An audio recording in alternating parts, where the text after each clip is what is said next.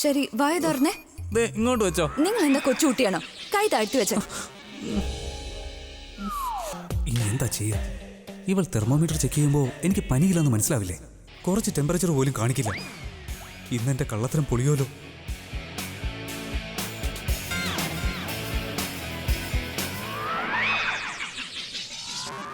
Hello doctor, good morning. ഞാൻ പ്രിയയാ സംസാരിക്കുന്നത്. ഹലോ പ്രിയമോളെ, സുഖമാണോ? ഞാൻ ഓക്കെയാണ് ഡോക്ടർ, പക്ഷെ ഇദ്ദേഹത്തിന് തീരെ സുഖമില്ല. എന്നാലൊരു കാര്യം ചെയ്യും, പാരസെറ്റമോൾ ടാബ്ലറ്റ് നൽകും. എനിക്ക് ഏതായാലും അച്ഛമ്മയെ കാണാൻ വരണമല്ലോ. അച്ഛമ്മയെ ചെക്ക് ചെയ്യുന്നതിനോടൊപ്പം അഭിയെ ഞാൻ ചെക്ക് ചെയ്യാം. ഓക്കെ അല്ലേ?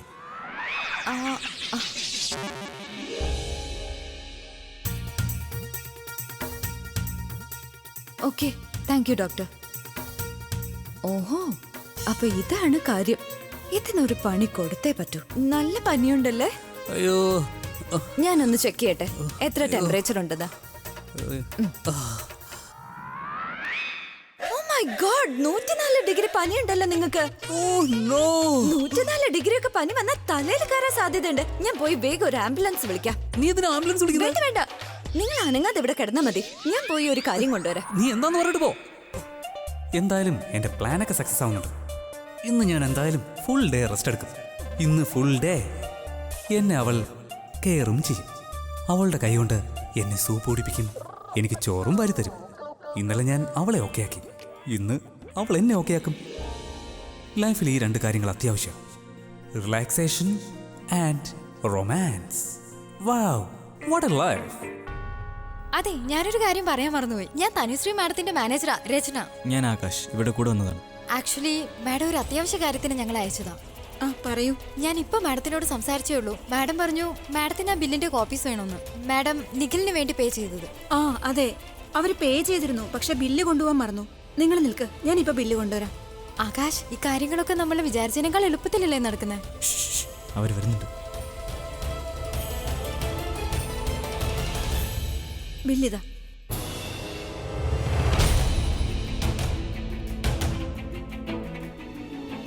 നിഖിൽ, എന്തു പറ്റി ആകാശ്? ഈ ബില്ലിൽ തനുവിന്റെ പേരല്ലേ വരേണ്ടത്? പക്ഷെ ഇപ്പോ നിഖിലിന്റെ പേരാണല്ലോ. ഐ ഗസ് ഇത് നിങ്ങൾക്ക് ചിലപ്പോ മിസ്പ്രിന്റ് ആയതാവാം. ഇല്ല സർ, ഇതിങ്ങനെ തന്നെയാണ്. പേയ്മെന്റ് ചെയ്തത് തനുശ്രീയാണ്, പക്ഷേ നിഖിൽ പറഞ്ഞു പേയ്മെന്റ് അയാളുടെ പേരിൽ തന്നെ ചെയ്യണമെന്ന്. അതുകൊണ്ടാണ് ഇയാളുടെ പേര് ഇവിടെ ഉള്ളത്. ആകാശ്, ഈ നിഖിലും തനു നമ്മൾ വിചാരിച്ചതിനേക്കാളും സൂത്രശാലികളാ.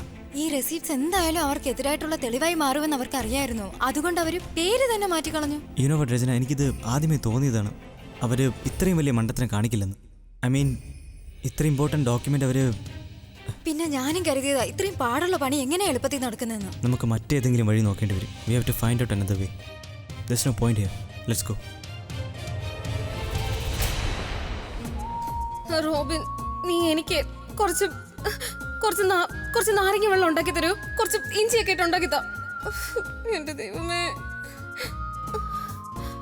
അതിൽ നന്നായിട്ട് ഇഞ്ചിയൊക്കെ ചേർക്കണേ. അല്ലെങ്കിൽ നാരങ്ങ വെള്ളം വേണ്ട. നീ എനിക്ക് കുറച്ച് ജീരക സോഡ ഉണ്ടാക്കി താ. എന്റെ വയറുവേദന എടുത്തിട്ട് വയ്യ. റോബിൻ, ഫ്രിഡ്ജിൽ ഐസ് ഉണ്ടോ? ഉണ്ടെങ്കിൽ അത് മുഴുവൻ ഇങ്ങ് എടുക്ക. ഐസോ? പക്ഷേ എന്ത് പറ്റി മാം? നിന്റെ സാർ ഉണ്ടല്ലോ, സാറിന് ഇന്ന് ഭയങ്കര ചൂട് തോന്നുന്നു. അതിനു വേണ്ടിയാ. അല്ല, നിനക്കിപ്പോ എന്തിനാ ഇത്രയും ഐസൊക്കെ?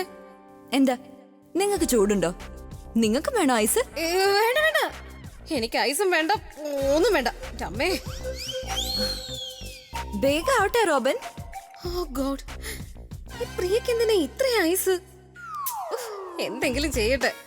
വേണോക്ക് ഐസ് ഉരുട്ടി അങ്ങ് തിന്നട്ടെ, അല്ലാന്നുണ്ടെങ്കിൽ ഐസിൽ കുളിക്കട്ടെ. ഇതൊക്കെ അറിഞ്ഞിട്ട് നിനക്ക് എന്താ മൈഥിലി? നീ നിന്റെ വയറുവേദനയിൽ ശ്രദ്ധിക്ക്, അതിന് നീ ട്രീറ്റ്മെന്റ് ചെയ്യ്. ഇതിങ്ങി എടുത്തേക്കാം. ഇനി പനി നോക്കേണ്ട ആവശ്യമില്ല. നീ പോയതിനു ശേഷം പനി വീണ്ടും കൂടിയെന്നാ തോന്നുന്നു. ആണോ? സാരമില്ല, ഞാൻ വന്നല്ലോ, ഇനി എല്ലാം ശരിയാവും. I can't wait. ഇതെന്താ? നിങ്ങൾ റെസ്റ്റ് എടുക്കുന്നേ, ടെൻഷൻ ആവില്ലേ? നിങ്ങൾക്ക് പനിയല്ലേ? 104 ഡിഗ്രി.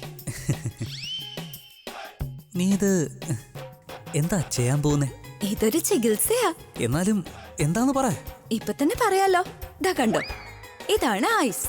പനി കൂടുതലുള്ളവർക്ക് ഐസ് കൊണ്ടൊരു ചികിത്സയുണ്ട്. അറിയില്ലേ നിങ്ങൾക്ക്? ഇതിന്റെയൊക്കെ ആവശ്യമുണ്ടോ? എനിക്ക് ഇതൊന്നും വേണ്ട. നിങ്ങൾക്ക് ആവശ്യമില്ലായിരിക്കും, പക്ഷെ നിങ്ങൾക്ക് വന്ന പനിയുണ്ടല്ലോ, അതിനിത് നീ ആവശ്യം. എന്തിനാ വെറുതെ എന്നെ ഉപകാരം ചെയ്ത് ഉപദ്രവിക്കുന്നത് പ്രിയ? പനി കുറയ്ക്കാൻ വേറെ എന്തെല്ലാം മാർഗമുണ്ട്? നിങ്ങളാണോ ഡോക്ടർ അതോ ഡോക്ടർ മൂർത്തിയോ? അതെ, ഈ പനി തലയിൽ കയറാതിരിക്കാൻ ഇത് വളരെ നല്ലതാ. ഇങ്ങോട്ട് വന്നേ. വേണ്ടെന്നല്ലേ പറഞ്ഞത്? ഇത് വെച്ചാലേ എനിക്ക് തലവേദനിക്കുള്ളൂ, നിനക്കറിയില്ലേ? സാരമില്ല, തലവേദനിച്ചാലും പനി കുറയുമല്ലോ. എനിക്ക് തണുക്കും പ്രിയ. ഇത്രയും ചൂടുള്ള ആൾക്ക് തണുക്കോ? എന്റെ ഫീവർ വേറെ ലെവലാണ്. തണുപ്പിൽ ചൂടാവുകയും ചെയ്യും, ചൂടിൽ തണുപ്പാവുകയും ചെയ്യും. ഇതിന് വേറെ ചികിത്സയുണ്ട്, ചൂടുവെള്ളം കൊണ്ട്. ഇപ്പൊ പനി കൂടുതലായതുകൊണ്ടാ ഈ ചികിത്സ. ഞാനിത് ചെയ്യട്ടെ? വേണ്ടെന്നല്ലേ പറഞ്ഞത്? എനിക്ക് ചെയ്യണമെന്ന് പറഞ്ഞില്ലേ? വേണ്ടെന്ന്. ആ, എനിക്ക് ചെയ്യണം. ഇത് ചെയ്താലേ പനി കുറയൂ. ആ, നീ എന്തായി കാണിക്കുന്നത്? ഇത്രയും ആരോഗ്യമുള്ള ഒരാളെ അസുഖക്കാരനാക്കുന്നു.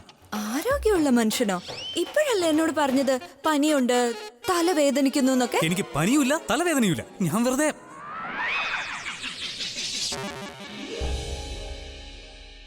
അപ്പൊ നിങ്ങൾ എന്നോട് ശരിക്കും കള്ളം പറഞ്ഞതല്ലേ? അത് പിന്നെ കള്ളൊന്നുമല്ല.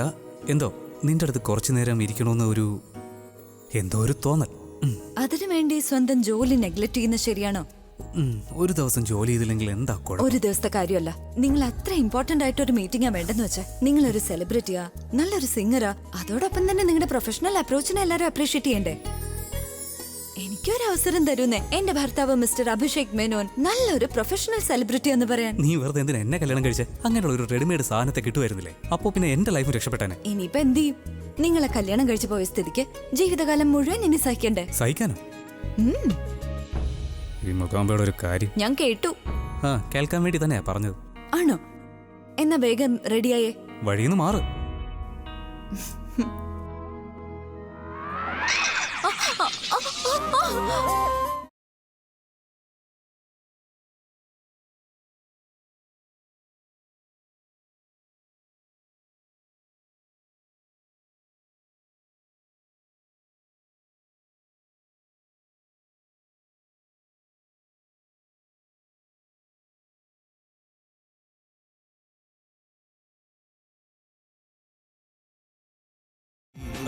വാ, എനിക്ക് എന്തോ കാലൊളിക്കെന്ന് തോന്നുന്നു. ഒരു സെക്കൻഡ് നിക്ക.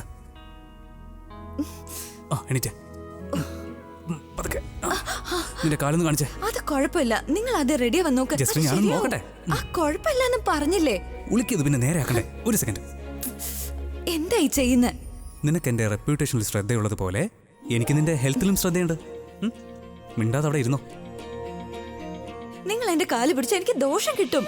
ഇതൊക്കെ കഴിഞ്ഞിട്ട് എന്റെ കാലിൽ നീ തൊട്ടോ. അപ്പൊ പിന്നെ എല്ലാം ഈക്വൽ ആവൂലേ?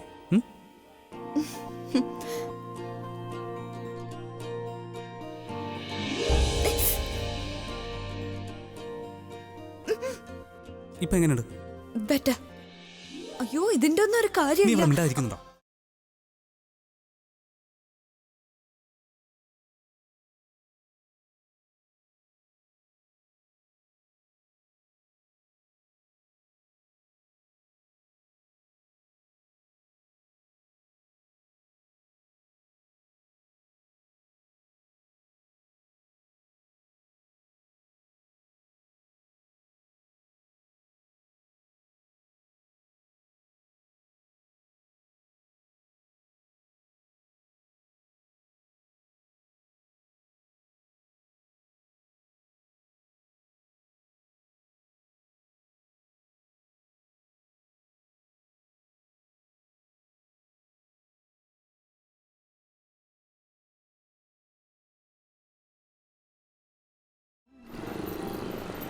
നമസ്കാരം. നമസ്കാരം. നമസ്കാരം.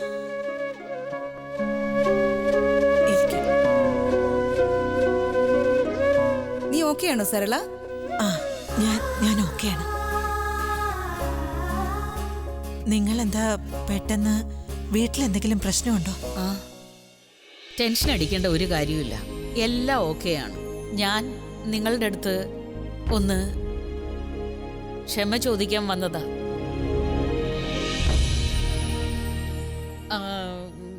നമ്മൾ വരുന്ന വഴിക്കേ അപ്പോ ഇന്ദു എന്നോട് പറഞ്ഞു അവൾ നിങ്ങളുടെ സിന്ദൂര ഹോൾ കണ്ടിട്ടേ ഇല്ലെന്ന്.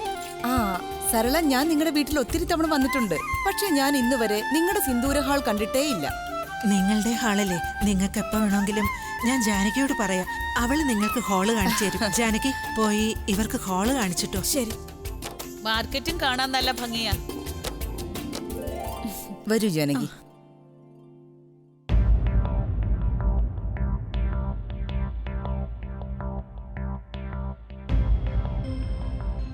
സർലേ, ഇന്ദുവിന്റെ മുമ്പിൽ വെച്ച് എനിക്ക് സംസാരിക്കാൻ കഴിയില്ല. അതുകൊണ്ടാ കാരണമുണ്ടാക്കി ഞാൻ അവളെ പുറത്തേക്ക് അയച്ചത്.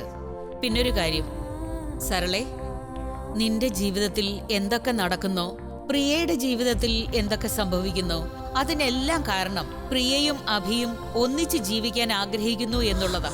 അവനെ അവന്റെ ശത്രുക്കളിൽ നിന്ന് രക്ഷിക്കണം എന്ന കാര്യം മാത്രമാ. അമ്മ എന്തിനാ ഇങ്ങനെ വിചാരിക്കുന്നേ?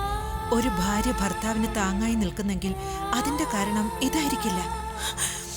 ഞാൻ ഈ കുറ്റം ഏറ്റെടുത്തതിന്റെ കാരണം തന്നെ പ്രിയ ഈ കാരണത്താൽ വീട്ടിൽ നിന്ന് പുറത്താവാതിരിക്കാൻ വേണ്ടി മാത്രമാണ്. അമ്മയും കണ്ടു തന്നെ, തനുവിന് പ്രിയ ജയിലിലടയ്ക്കാനുള്ള തിടുക്കം മാത്രമായിരുന്നു. പിന്നെ അവൾ എങ്ങനെ പോരാട്ടം തുടരും? അതുകൊണ്ടാ ആ കുറ്റം ഞാൻ ഏറ്റെടുത്തത്. ഇങ്ങനെയാവുമെങ്കിൽ ആ കുറ്റം ഞാൻ ഏറ്റെടുക്കണമെന്ന് എനിക്ക് തോന്നി. സരളെ, ഈ സംസ്കാരവും അതും നിങ്ങൾ നൽകിയതാ. പിന്നെ പ്രിയ നല്ലതുപോലെ ഭാര്യാധർമ്മം നിറവേറ്റുന്നുണ്ട്. അവളുടെ ജീവിതത്തിൽ എന്തൊക്കെ നടക്കുന്നോ, നിങ്ങളുടെ ജീവിതത്തിൽ എന്തൊക്കെ നടക്കുന്നോ, എല്ലാ പ്രശ്നങ്ങൾക്കും ഞാൻ കൈകൂപ്പി കാല് പിടിച്ച് മാപ്പ് പറഞ്ഞാലും അധികമാവില്ല സരളെ. അമ്മ എന്നെക്കാളും മുതിർന്ന ആളല്ലേ അമ്മേ? അല്ല സരളെ, നീ ഞങ്ങൾക്ക് വേണ്ടി ഒത്തിരി സഹിക്കുന്നുണ്ടെന്ന് എനിക്കറിയാം. പക്ഷെ ഒറ്റത്തവണ ഒരു പ്രാവശ്യം തനുവിന്റെ സത്യം പുറത്തു വരട്ടെ. ആ ദിവസം തനുവിന്റെ നമ്മുടെ വീട്ടിലുള്ള അവസാനത്തെ ദിവസമായിരിക്കും. പിന്നെ സരളെ, നീ നോക്കിക്കൂ, നമ്മുടെ പ്രിയമോളുടെ സന്തോഷത്തിന്റെ ദിവസങ്ങൾ തിരികെ എത്തും. പിന്നീട് എന്നും സന്തോഷം മാത്രമേ ഉണ്ടാവൂ. ഞാൻ എങ്ങനെയെങ്കിലും പ്രിയയ്ക്ക് ഉപകാരപ്പെടണമെന്ന് മാത്രമാണ് ഈശ്വരനോട് പ്രാർത്ഥിക്കുന്നത്. എന്റെ ഈ മകളുടെ അവസ്ഥയിലും എനിക്കൊന്നും ചെയ്യാൻ കഴിയുന്നില്ല അമ്മേ. അമ്മ എനിക്ക് വാക്ക് തരണം. അമ്മ അവൾക്കൊപ്പം അവിടെ ഉണ്ടാവുമല്ലോ. അമ്മ എന്റെ പ്രിയെ ഒരിക്കലും ഒറ്റയ്ക്കാക്കരുത്. അവളുടെ ഒപ്പം എപ്പോഴും ഉണ്ടാവണം. അവൾക്ക് അമ്മയുടെ ആവശ്യമുണ്ട്. തനു വലിയൊരു യുദ്ധം നടത്തുകയാണ്. ആദ്യം ആക്സിഡന്റ് നടത്തി അവളുടെ ജീവൻ എടുക്കാൻ ശ്രമിച്ചു. പിന്നെ മോഷണക്കുറ്റം. അവൾ ചെയ്തത് പ്രിയയെ ജയിലിൽ അടയ്ക്കുക, എന്നിട്ട് അവളെ വീട്ടിൽ നിന്ന് പുറത്താക്കുക. ഇനി അവള് എന്തൊക്കെ എന്റെ മോളെ ചെയ്യുമെന്ന് എനിക്കറിയില്ല. അമ്മ എപ്പോഴും എന്റെ മോളുടെ കൂടെ ഉണ്ടാവണം. എന്റെ സരളെ, നീ ടെൻഷൻ അടിക്കുകയേ വേണ്ട. ശത്രു എന്തു തന്നെ ചെയ്തോട്ടെ, പക്ഷെ നമ്മോടൊപ്പം എന്നും ഈശ്വരനുണ്ട്. ആ ഈശ്വരൻ നമുക്ക് തരുന്ന ആശീർവാദം അതെപ്പോഴും നമ്മളുടെ കുട്ടികൾക്കൊപ്പമുണ്ട്. അതുകൊണ്ടാണല്ലോ ഇത്രയും പ്രശ്നങ്ങൾ ഉണ്ടായിട്ടും അഭിയും പ്രിയയും സ്നേഹത്തോട് ഇപ്പോഴും ഒന്നിച്ചിരിക്കുന്നത്. കള്ളൻ ആരാണെന്ന് മനസ്സിലായ പിന്നെ കണ്ടോ, സത്യം നമ്മുടെ മുമ്പിൽ വരും. പിന്നെ സരളയുടെ കൈകൊണ്ടുണ്ടാക്കിയ രുചികരമായ ഒരുപാട് ഭക്ഷണം കഴിക്കണം. ഉണ്ടാക്കി തരില്ലേ സരളെ? അതെ, തീർച്ചയായും. നിങ്ങൾ പറഞ്ഞില്ലെങ്കിൽ തന്നെ ഞാൻ എല്ലാവർക്കും ഭക്ഷണം ഉണ്ടാക്കി തരും.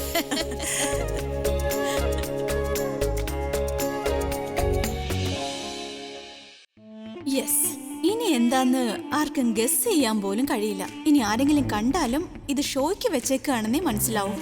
മൈഥിലി അടുത്തിയ മണ്ടിയാക്കി. ഇനി ഞാനാണ് മോഷ്ടിച്ചതെന്നും മോഷണം നടത്തിയ പൈസ എന്റെ കയ്യിലാണെന്നും ആർക്കും.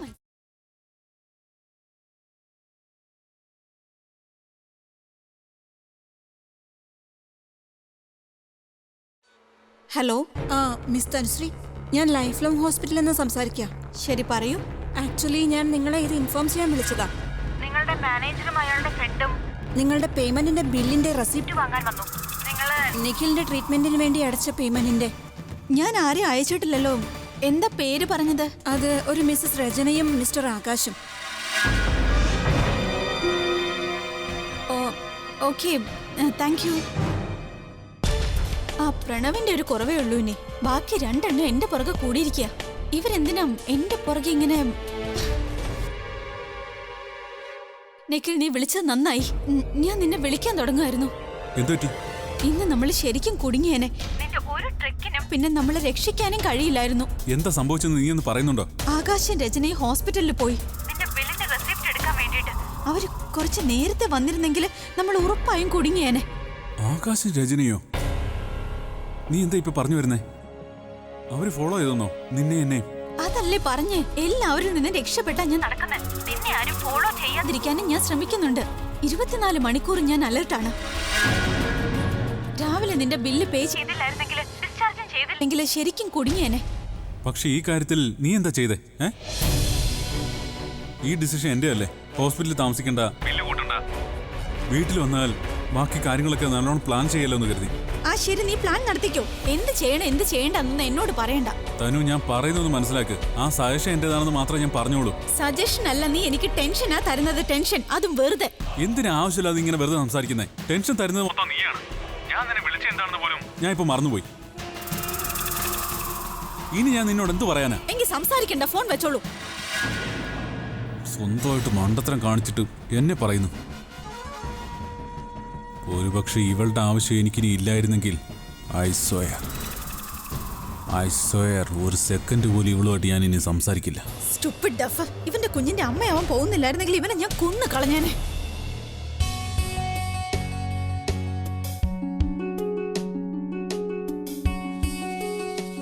BP കുറച്ച് ലോയാണ്. പേടിക്കേണ്ട കാര്യമൊന്നുമില്ല. ഞാൻ മരുന്നുകൾ എഴുതരാം. അപ്പൊ നിങ്ങൾ ഓക്കെ ആവും. വേണ്ട, ഞാൻ മരുന്ന് കഴിക്കില്ല. ഡോക്ടർ സാറേ, എന്നും മരുന്ന് കഴിച്ചിട്ട് എനിക്ക് തോന്നുന്നു എന്റെ ശരീരത്തിൽ നിന്നും ആശുപത്രിയുടെ സ്മെല്ല് വരാൻ തുടങ്ങി. പേടിക്കണ്ട, എന്റെ കയ്യിൽ അതിനുള്ള മരുന്നുണ്ട്. ഞാൻ അതും തരാം. അയ്യോ, അതിനും മരുന്നോ? എന്റെ ഭഗവാനെ. ഡോക്ടർ സാർ, ഇപ്പൊ അച്ഛമ്മയുടെ ആരോഗ്യം എങ്ങനെയുണ്ട്? മോളെ, നിങ്ങളെ പോലുള്ള മരുമകൾ വീട്ടിലുണ്ടെങ്കിൽ ഒരു അസുഖം വരില്ല അച്ഛമ്മയ്ക്ക്.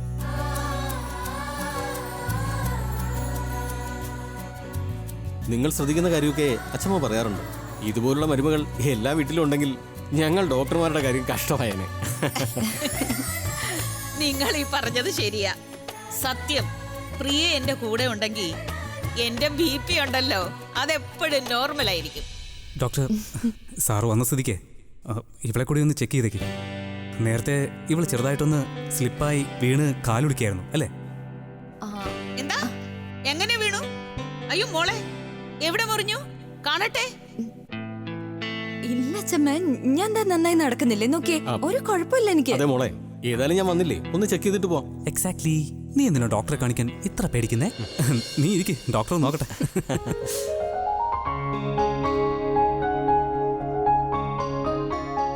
ഇവിടെ പെയിൻ ഉണ്ടോ? ഏയ് ഇല്ല.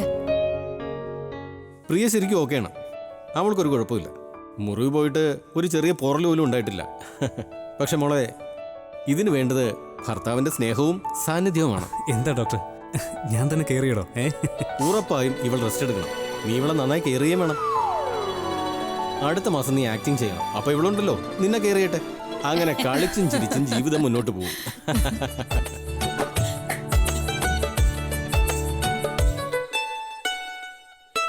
ഇപ്പൊ എങ്ങനെയുണ്ട്? കുഴപ്പമൊന്നുമില്ലല്ലോ. വരൂ പ്രിയമോളെ, വരൂ.